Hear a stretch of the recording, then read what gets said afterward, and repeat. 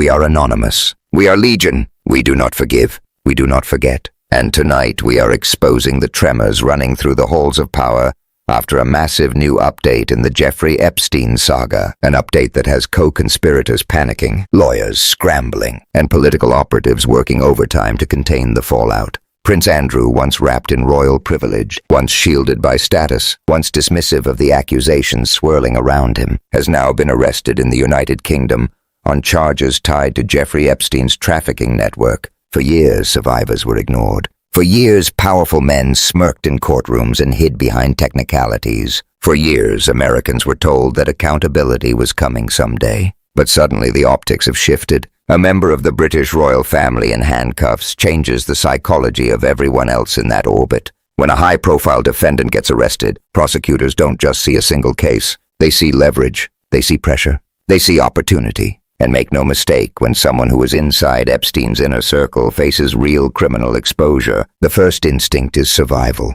Survival means cooperation. Cooperation means names, dates, flight logs, financial trails, phone records. It means conversations that were once whispered in mansions could now be repeated under oath. Prince Andrew wasn't just photographed with Jeffrey Epstein. He stayed at Epstein's properties. He was connected to Ghislaine Maxwell, who is now serving a 20-year federal sentence in the United States for sex trafficking minors. Maxwell's conviction confirmed what many already knew. Epstein did not operate alone. He ran a system, a network, a pipeline of exploitation designed to serve wealthy, connected men who believed the rules did not apply to them. And here's where the panic begins. Because once one elite figure falls, every other elite figure in that circle recalculates risk. They ask themselves, what does he know? What did he see? What could he say? And more importantly, what documentation exists to back it up? Epstein kept meticulous records, contact books, flight manifests for the so-called Lolita Express, surveillance systems inside his properties, financial transactions routed through shell entities. His Manhattan mansion was wired with cameras.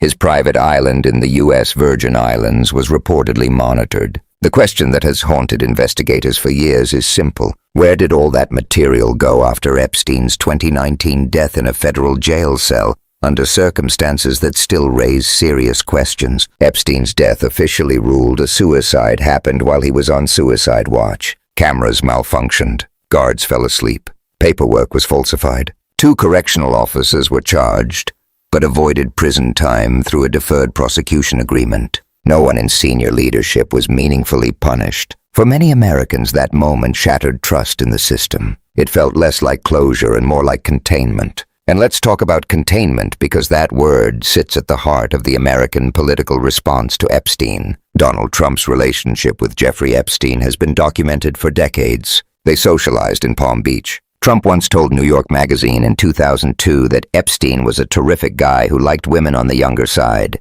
Photographs show them together at Mar-a-Lago. Trump later claimed he cut ties with Epstein, but timelines remain murky. What is clear is that Trump was part of the same rarefied social world that enabled Epstein to thrive. Yet when Epstein was arrested in 2019 on federal sex trafficking charges, the Trump Department of Justice oversaw the case. When Epstein died, it was Trump's Attorney General, William Barr, who was responsible for the Bureau of Prisons. Barr called Epstein's death a perfect storm of screw-ups. Many found that explanation insufficient. Fast forward to today. Figures like Pam Bondi, Todd Blanche, and Kash Patel have been positioned in roles that intersect with legal strategy and federal oversight. And critics argue that there has been little appetite at the highest levels to aggressively pursue every name in the Epstein files, especially if those names intersect with Trump's orbit. Silence can be strategic. Inaction can be protective. Meanwhile, other nations have moved forward. The United Kingdom is now prosecuting Prince Andrew.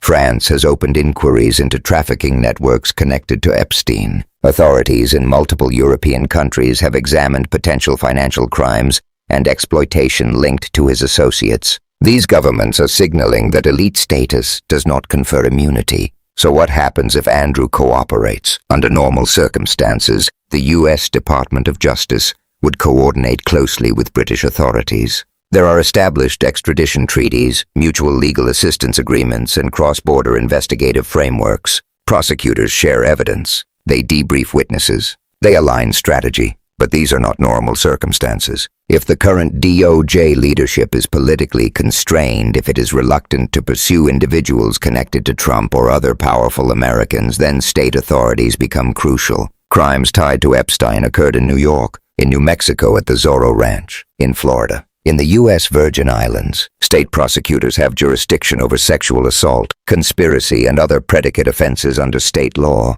They do not need federal permission to act. Manhattan District Attorney Alvin Bragg could build a case if evidence supports it. New Mexico authorities could examine activities tied to the ranch. Florida prosecutors could revisit decisions made years ago, including the infamous 2008 non-prosecution agreement that allowed Epstein to serve minimal jail time in a work-release arrangement negotiated by then U.S. Attorney Alex Acosta. That deal, widely criticized, granted immunity not just to Epstein, but potentially to unnamed co-conspirators. Acosta later became Trump's labor secretary. When Epstein was rearrested in 2019, public outrage forced Acosta to resign. That resignation was an acknowledgement that the original plea deal was indefensible. The idea that state prosecutors could build cases now and later coordinate with a future federal administration is not fantasy. It's standard legal practice. Concurrent jurisdiction allows both state and federal authorities to pursue related charges. If evidence establishes sex trafficking across state lines, federal statutes apply. If assaults occurred within a single state, state statutes apply. Both can proceed. And let's address deterrence. Justice is not just about punishment, it is about prevention. When wealthy, politically connected men see others prosecuted, truly prosecuted, not quietly settled, the message resonates.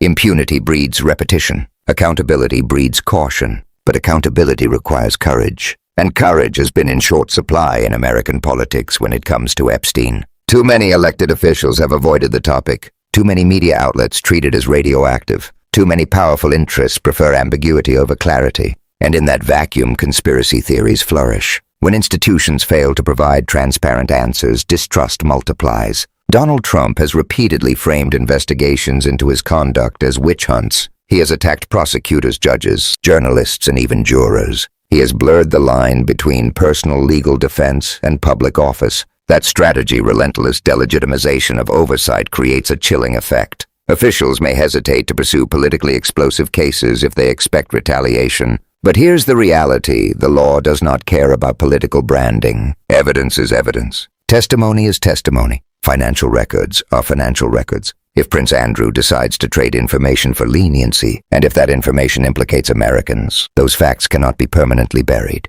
The Epstein survivor lawsuits have already unearthed thousands of documents, depositions, email chains, travel logs, names redacted and later unsealed. Each release chips away at the myth that this was the work of a lone predator. It was a network. It required recruiters, facilitators, enablers, beneficiaries. Ghislaine Maxwell's conviction proved that juries will convict when presented with credible evidence. It demonstrated that wealth and pedigree are not impenetrable armor. But Maxwell's trial also left many questions unanswered. Prosecutors focused narrowly on her role, leaving broader conspiracy allegations largely untouched. And that brings us back to Andrew's arrest. An arrested former royal faces prison. He faces reputational annihilation. He faces isolation from the very elite circles that once embraced him. In that psychological state, cooperation becomes attractive, especially if he believes others are escaping accountability while he bears the weight. What would cooperation look like? Detailed proffers, meetings with investigators, disclosure of communications,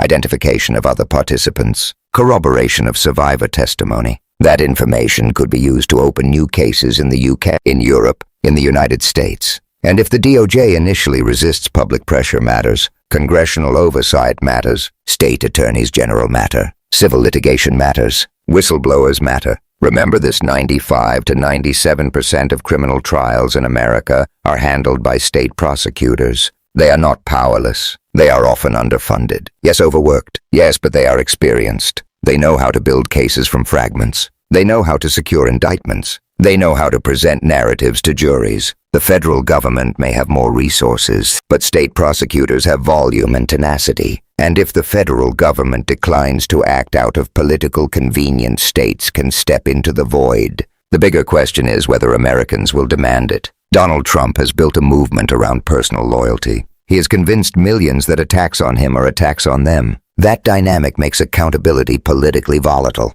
But crimes against children are not partisan issues. Trafficking is not ideological. Exploitation is not a culture war talking point. If Andrew's arrest triggers new disclosures, if new names surface, if financial records tie transactions to American entities, the political shield may crack. And if it does, those who once felt invincible may discover that history has a long memory. We are anonymous. We do not forget the victims. We do not forget the files. We do not forget the names. And neither should you.